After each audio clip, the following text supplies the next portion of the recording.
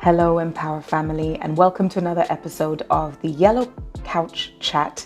And I'm here with the lovely Tania Hamilton, who is the director of Nabaki Afrika, which is a quality building services sales and distribution company across Tanzania, but I think you service clients outside of the country as well. But not only that, she's also a self-confessed climate activist. She is the founder of Nipe Fagio. So we're going to hear some more from her about building a business, but also being an active member of her community and contributing to climate action in Tanzania. Tania, welcome to the Yellow Couch. Thank you. Great to be here.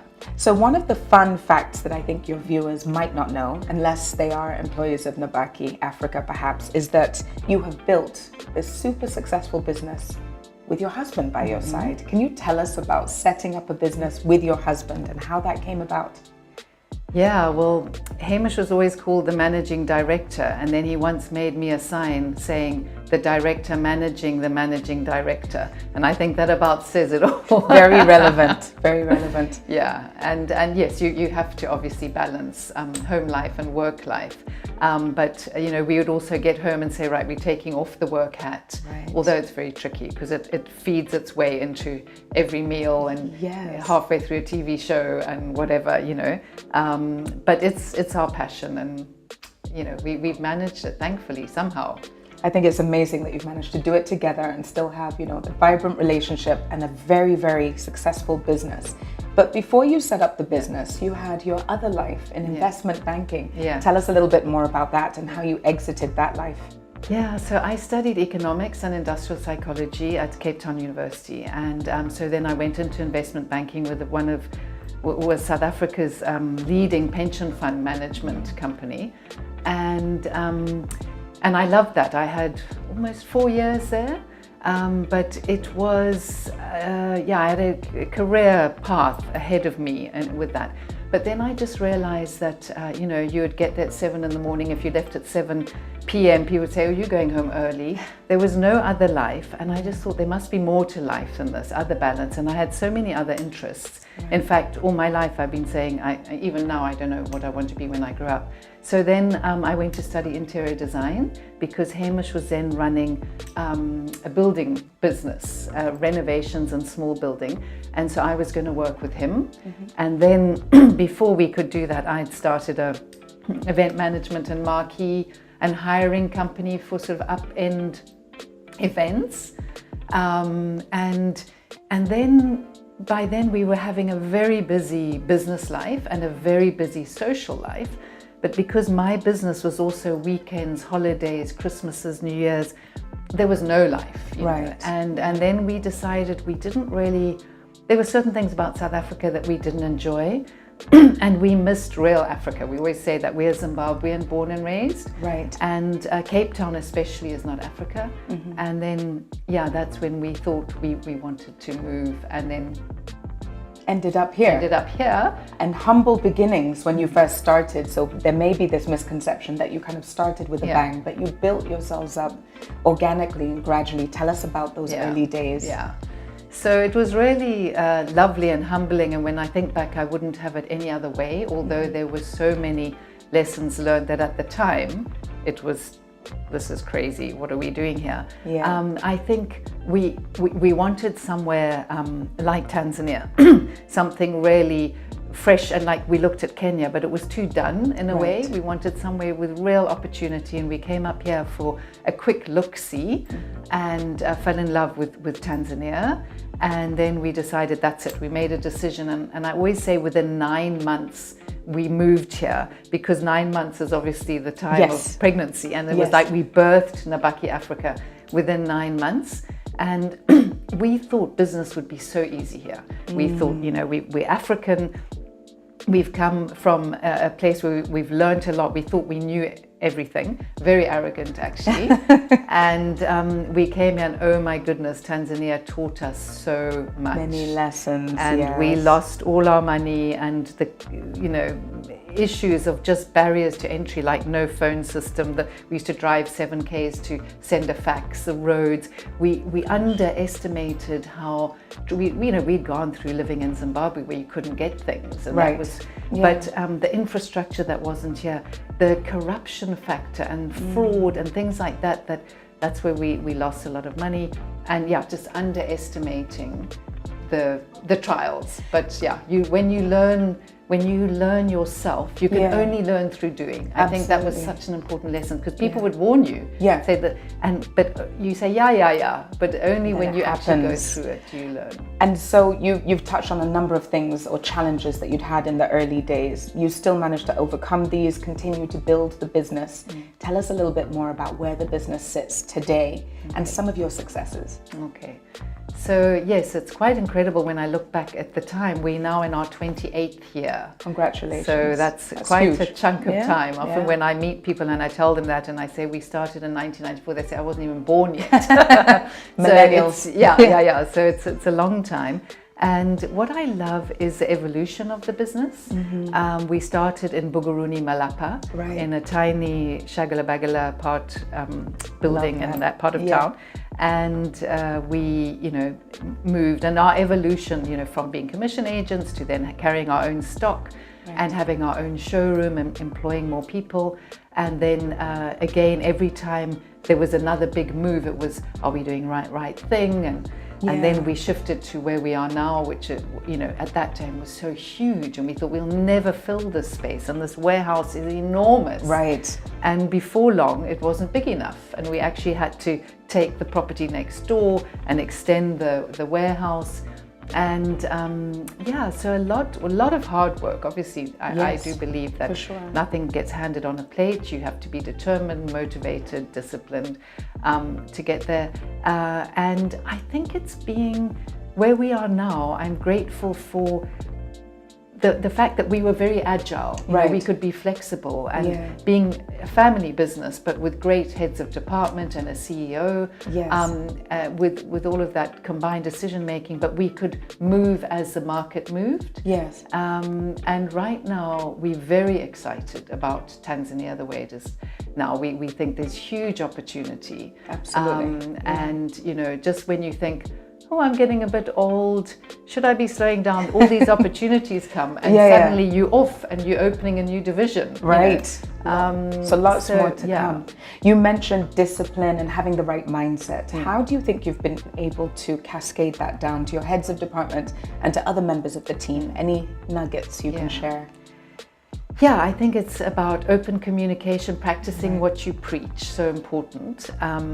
And constantly, sometimes one can get so busy with the doing of the business that you feel there, is no time for extramural trainings in a way. So I guess it's sharing. I love reading and researching, and it's sharing what books you've maybe read or YouTube you've seen.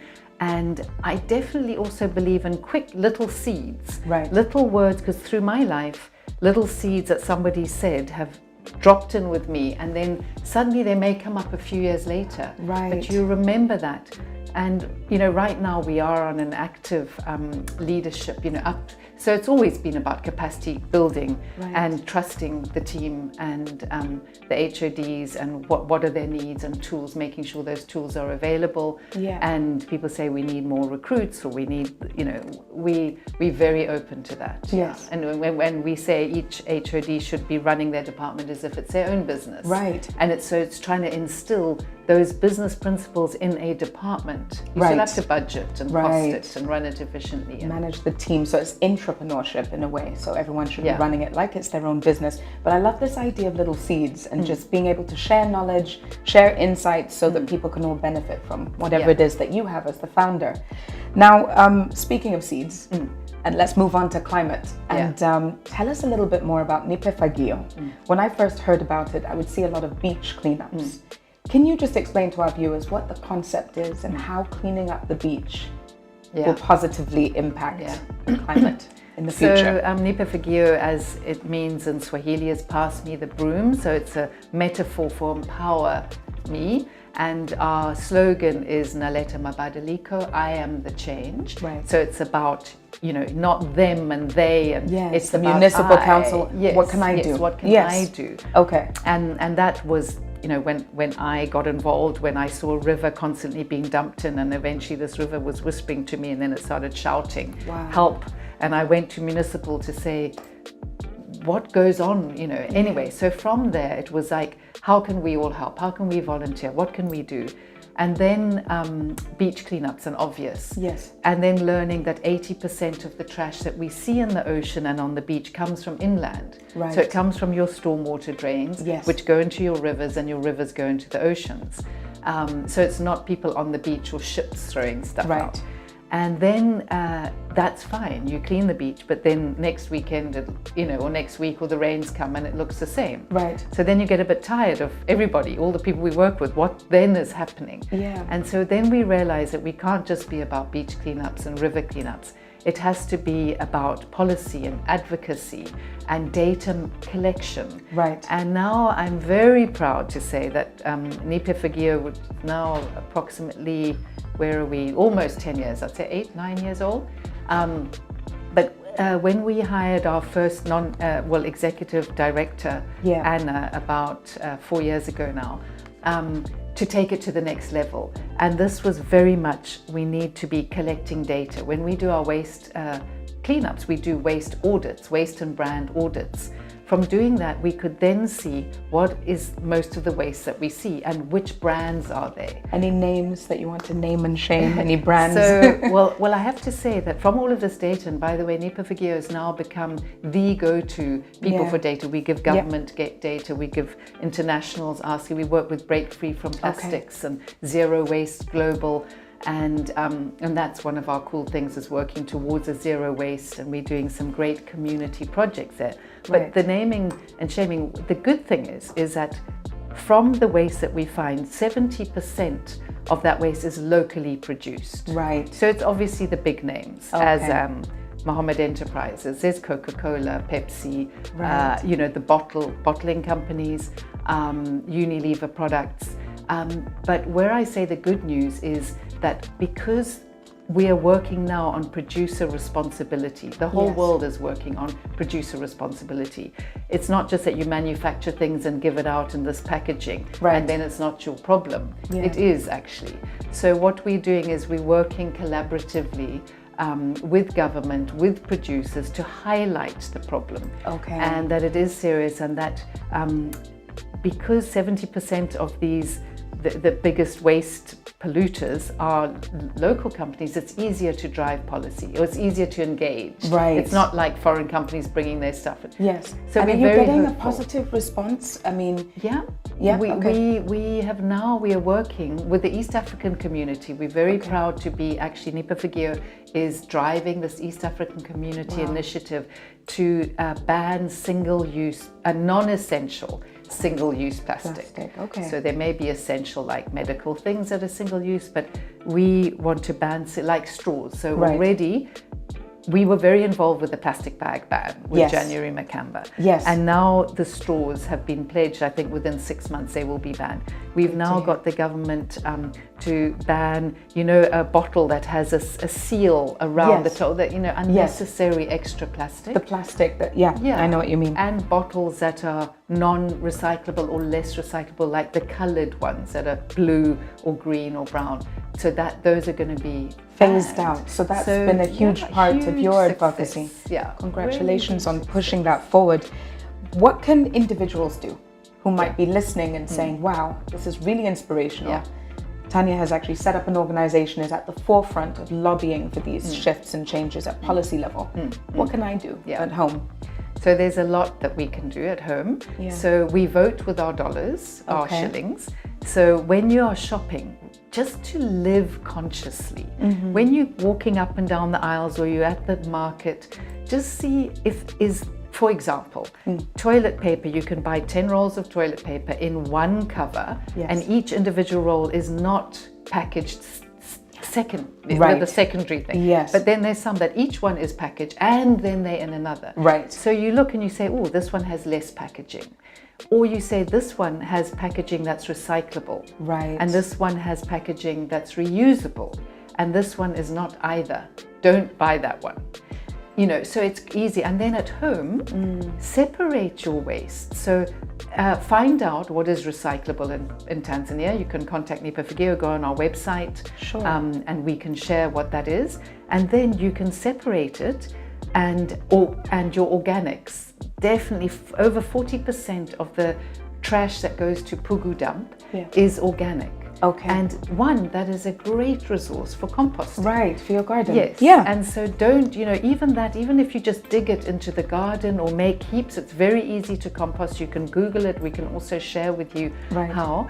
Do not send it to Pugu, because when it's mixed with plastics and other things, it releases methane, which are worse worse greenhouse gases than CO2 actually. And we're missing out on the benefit of the compost as well. Yes, exactly. So if you separate it and then you say, what do I do with it? Right. Now, generally in your street, there will be waste collectors, the waste pickers who are looking for plastics. That's something that they easily can carry and make money. But like Nabaki Afrika, Nipe Fagio have a recycling depot at our head office. There are others. The Slipway has one, and there are a few others, and we're trying to encourage more depots around the city so that it's convenient for you to take your recyclables to these places. So people are incentivized to be more active citizens when it comes to being green. Yes. Okay. Amazing stuff. I'm taking away the toilet paper because I know I'm guilty. Yeah. One of those people that buys the packet with the individual packets. I just haven't thought about it, so I'm challenged there. A couple of quick questions. How do you start your morning? We'll just shift to trivia. What time do you get up in the morning and how do you start your day? Okay.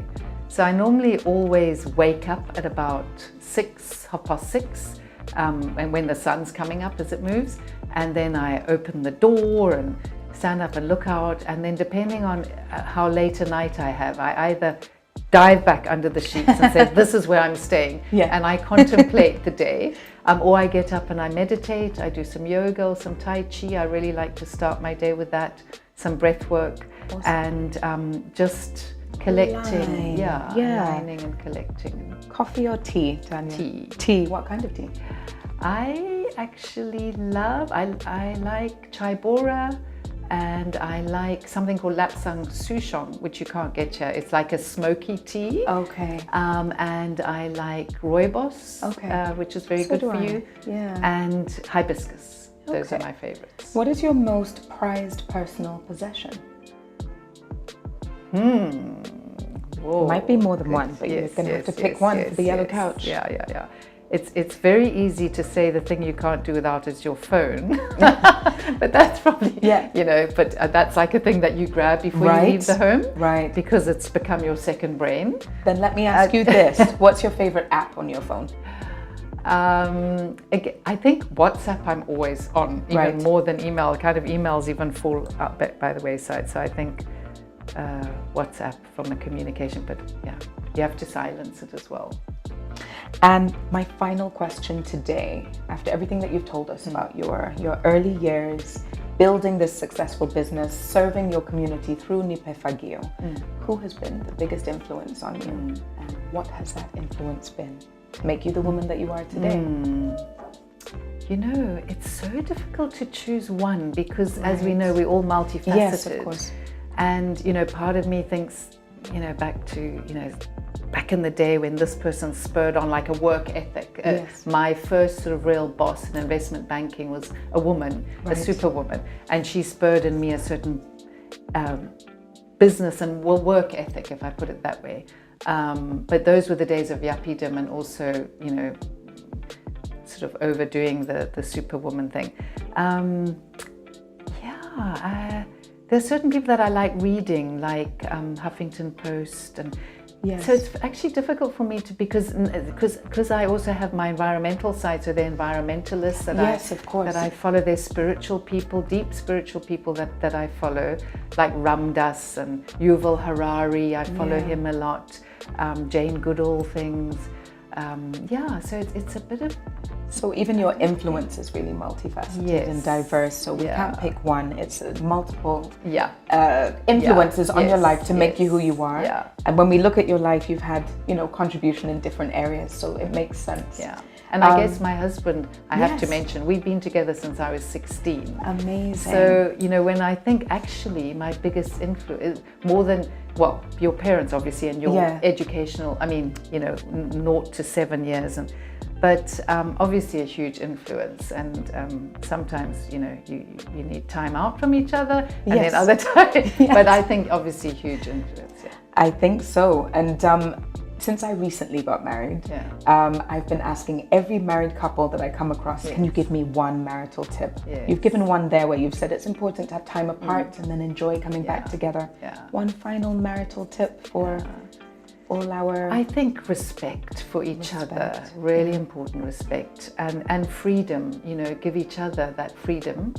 And that you don't, sometimes the word husband and wife there's so many connotations that come with it, sort of an ownership or an obligation or a set of, and so sometimes I say to my husband, partnership is sometimes a better word than husband and wife, with all the cultural background that has. That has a lot of weight. We call ourselves the team at home, so it's like teamwork. So I agree. Thank you, Tania. This has been really insightful. Thank you. To our viewers, please do subscribe to our YouTube channel. It's been an absolute pleasure to have you with us today. Stay tuned for the next episode of Yellow Couch Chat. See you soon.